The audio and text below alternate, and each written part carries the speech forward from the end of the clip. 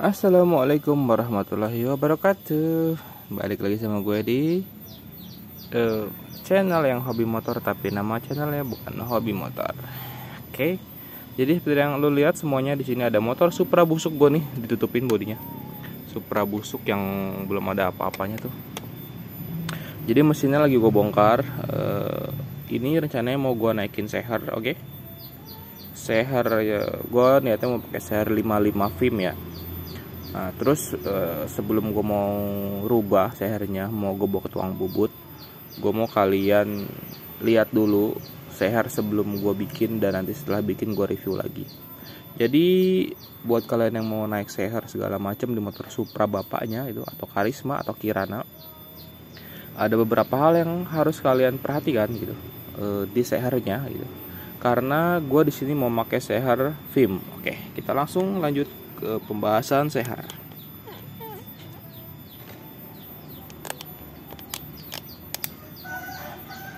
Oke, seperti yang kalian lihat di sini ada kopi.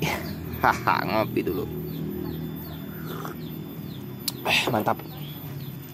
Jadi ini adalah seher standar Supra 125 ya. Ini udah baret. Karena waktu gua angkat motornya juga emang udah ngebul ya. Di sini sehernya masih original, mana ya? Original Honda tuh pakai pabrikannya VIM. Oh ini nih, kelihatan nggak? Nah itu VIM. Jadi ini masih original, masih yang cekung juga. Oke. Terus yang akan gue pakai adalah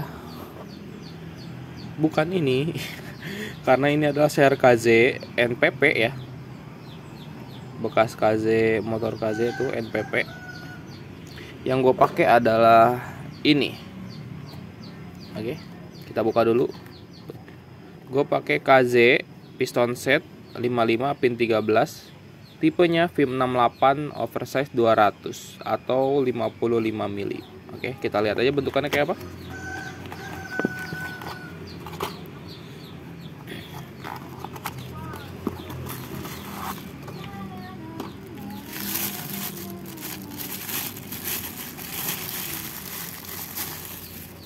Nah, ini dia seher tipe VIM 68 KZ ya.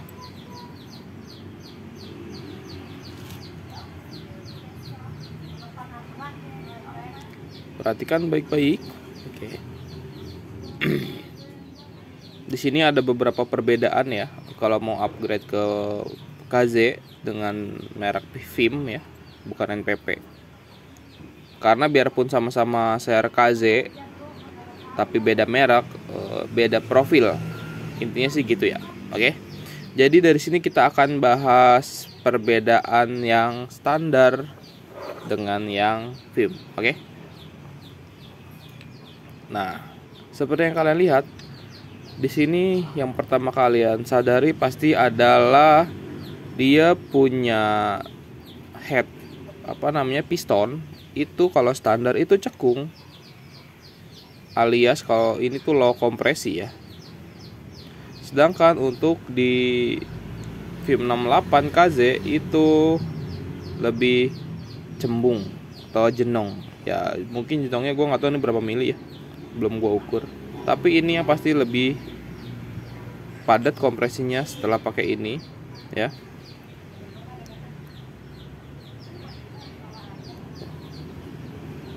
Setelah pakai yang ini pasti akan lebih padat gitu kompresinya. Terus ini adalah yang pertama yang pasti kalian ngeh bahwa ini perbedaan dengan standar. Oke, ada di bagian head piston yang lebih jenong untuk VIM 68 KZ.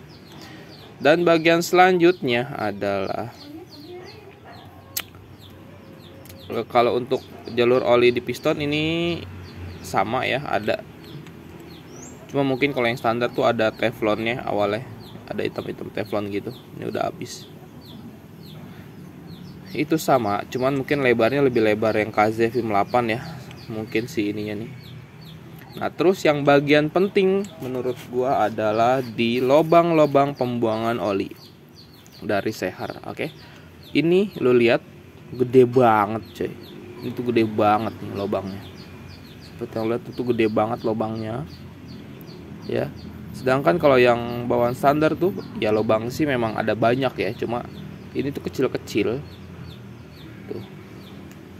Yang untuk di bagian ring oli dalamnya itu kecil banget ini. Ini ada lagi lebih besar, cuman nggak sebesar ini juga ya. Ini tuh ada 5 dan besar-besar. Di sini ada 8 kecil-kecil.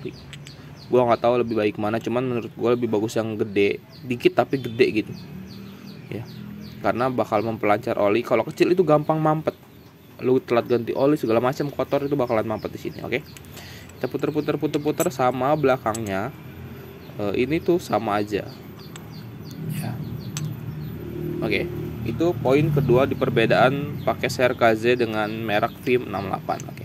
Selanjutnya adalah di buntut. Mana ya? Bentar. Jadi yang berikutnya adalah perbedaannya ada di sini. Udah kelihatan bedanya di mana? Oke.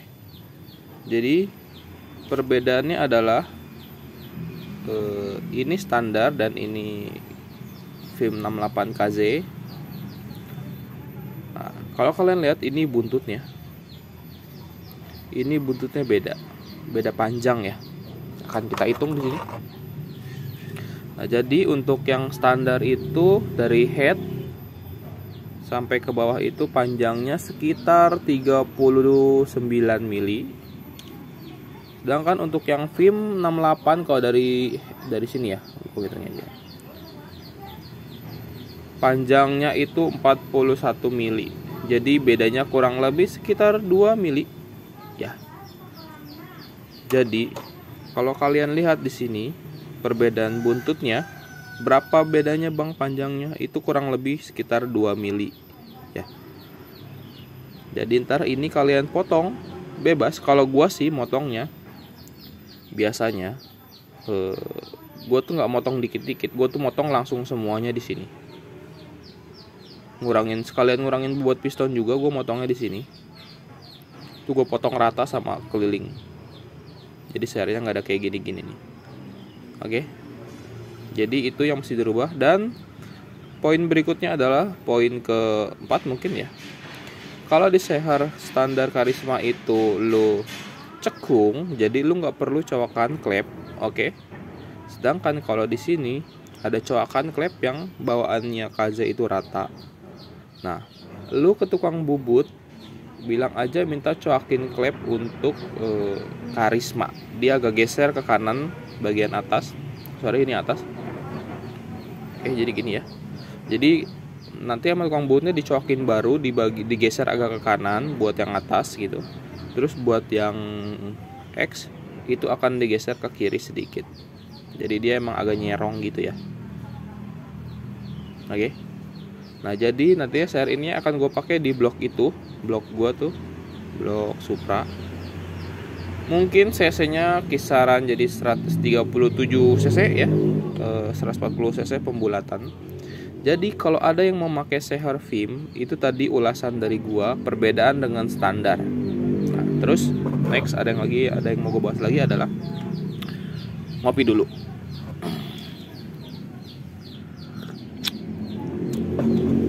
Nah, suka ada yang tanya juga, Bang, NPP KZ gimana? Bebas. Kalau kalian mau pakai NPP juga bisa. Di sini gue ada share NPP dan udah bekas pakai ya, offroad 100 itu berarti 54 mili, yang ini 55 mili. Ini dua-duanya share KZ tapi beda merek dan beda profil. Oke, kita mulai dari poin pertama ya.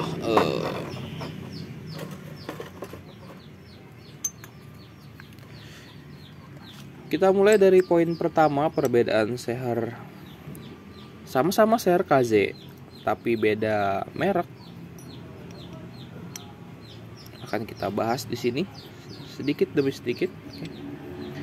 Kalau kalian lihat dari bagian atasnya adalah, yang pertama kalian lihat adalah perbedaan tipe dom.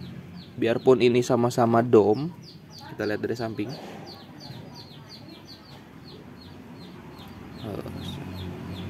Oke, sama-sama dom ya. Tapi di sini ada perbedaan. Yang pertama adalah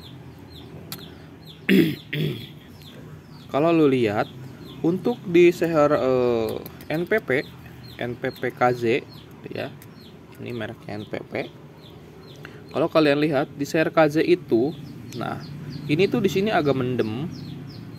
Di sini tuh nggak jenong ke atas ya. Karena kalau bagian atasnya iya pinggirnya ke sini naik, tapi dia turun lagi ke bawah. Jadi di sini tuh cekung, cuman nggak secekung standar ini ya. Ini tuh cekungnya parah soalnya. Ini cekung tapi sedikit, mungkin sekitaran 0,5 mili ya cekungnya ya. Nah di sini naik ada, mungkin gue nyebutnya apa ya, squeeze kali ya. Ini squeeze, gue nggak tahu berapa mili. Kita hitung.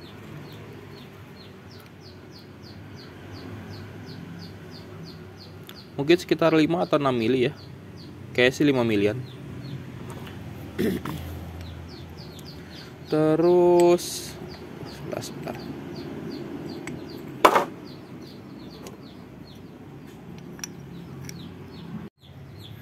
Oke, kita lanjut lagi.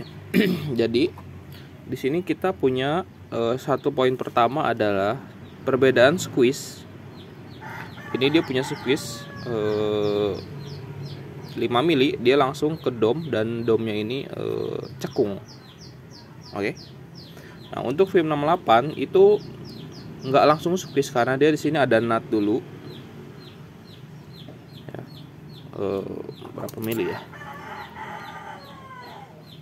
Mungkin sekitar 3 sampai 4 mili ya, 4 milian mungkin. Baru di sini nge-squeeze ke atas. Ini mungkin sekitar, ini lumayan tinggi, lumayan lebar ya.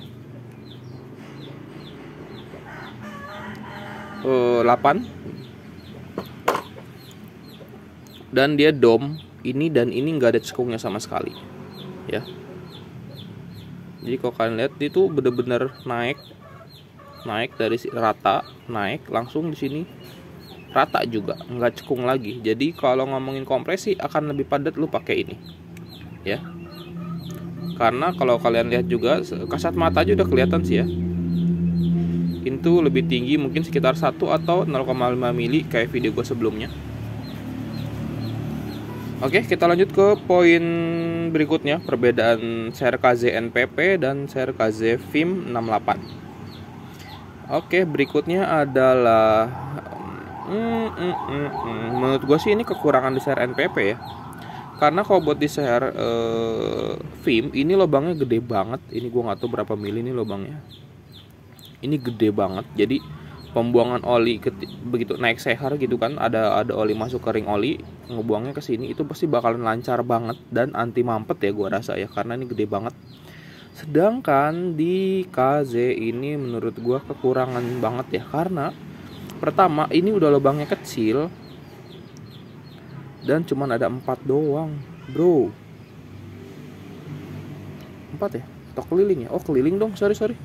Ini tuh dia tuh ada lubangnya kecil, cuma dia keliling. Gua nggak tahu ada berapa nih. Dia keliling, ada lubangnya cuman kecil. Dan ini tuh pasti rawan mampet ya, karena lubangnya kecil banget.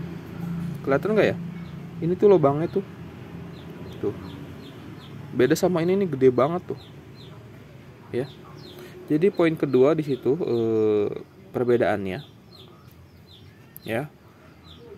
Dan yang kalian perhatiin adalah di sini ini lebih tebel film. Jarak dari ring kompresi ke atas itu lebih tinggi punya film ya. Ya kelihatan kasat mata, gua nggak ngitung ya, gua nggak sikmat. Tapi secara kasat mata di sini ada gap lebih banyak. Dan itu artinya lu punya seher lebih kuat menghadapi tekanan kompresi, oke? Ya ini juga kuat sih, karena juga tebel gitu. Cuma ini buat touring, buat apa pasti tahan banting ya, karena dia tebel banget ininya. Jadi aman gitu. Terus kita next, lanjut ke poin berikutnya, poin ketiga ya, karena tadi head, terus lubang oli di ring oli.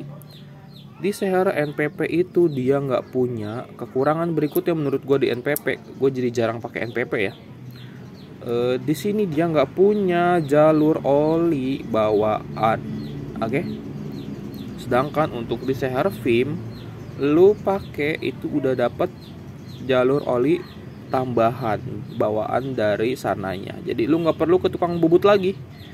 Kalau lu ke tukang bubut dengan seheran polos kayak gini, lu butuh bikin jalur oli lagi di sini 3 kayak gini ya.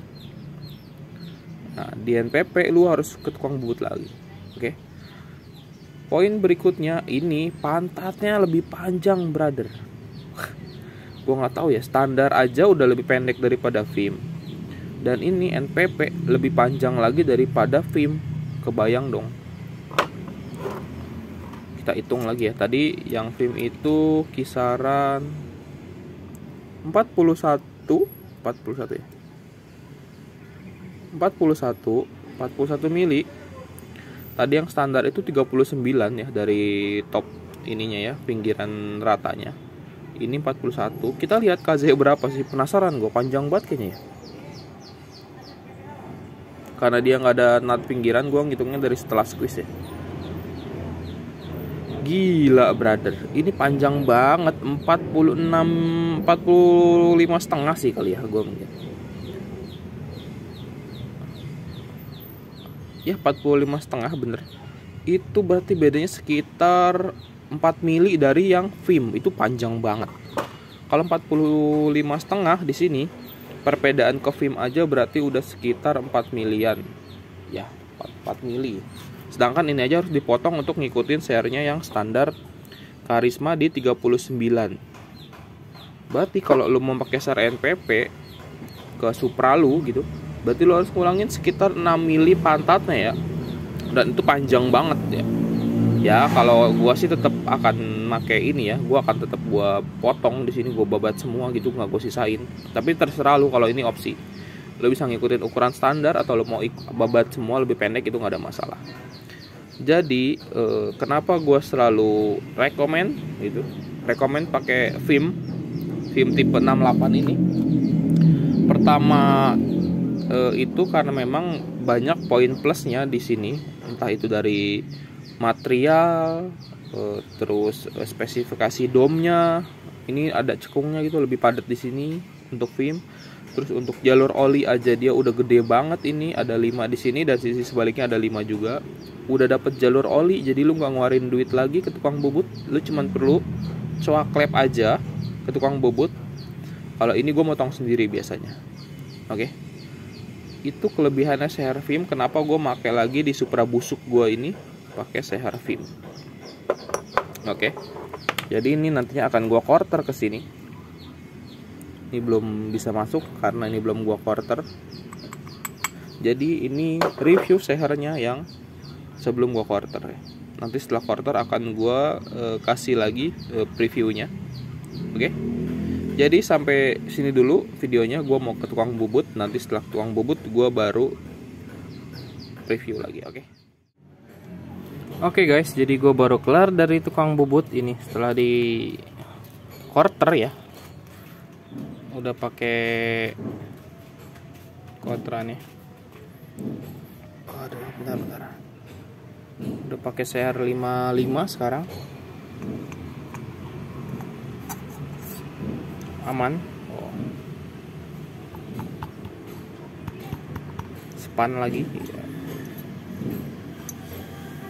Jadi ini sekarang penampakannya Seher, si Seher KZ Oversize 200 dari merek Vim. Ya, ini udah gua kasih coakan klep. Ini kelebihannya coakan klep ini, nanti kalau lu ngerubah noken as dengan lift tinggi gitu kan, ini nggak perlu di ini lagi karena ini udah lumayan dalam ya. Jadi ini tuh nanti kalau lu beli noken as BRT atau apa, ini udah enak. Terus harusnya kalau di NPP ini dibikinin garis, dicoakin buat jalur oli lagi karena Vim udah ada, jadi nggak perlu. Terus terakhir adalah gua mau motong pantat. Gua nggak tahu nih mau motong semua atau setengahnya, tapi ini mau gua potong sedikit gitu. Gua nggak tahu dipotong atau enggak, tapi ini nggak mentok sih sebenarnya, tapi gue mau dipotong aja biar sehernya ringan gitu. BTW ini penampilannya ya. Kalau ada yang mau ditanyain, boleh aja langsung ke kolom komentar, atau ada yang mau mampir buat bikin motornya juga boleh banget gitu. Cacat dikit nih, kita amplas aja dikit, kasar sedikit tukang bubutnya.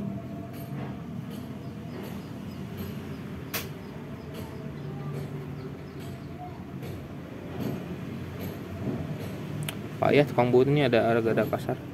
Anyways, segitu aja. Jadi ini penampakan bloknya setelah di quarter ya. Spek buat si Supra busuknya ini dengan seri 55, 137 cc atau 140 cc pembulatan. Jadi segitu dulu aja videonya, part 1 ya. Mungkin part 2 akan gue liatin pemasangannya nanti. Kenapa nggak gue langsung pasang, karena ini udah terlalu sore juga ya, udah mau hujan, ini mendung gitu. Gue takut hujan, jadi ini akan gue pasang besok aja biar bikin videonya lebih nyaman gitu.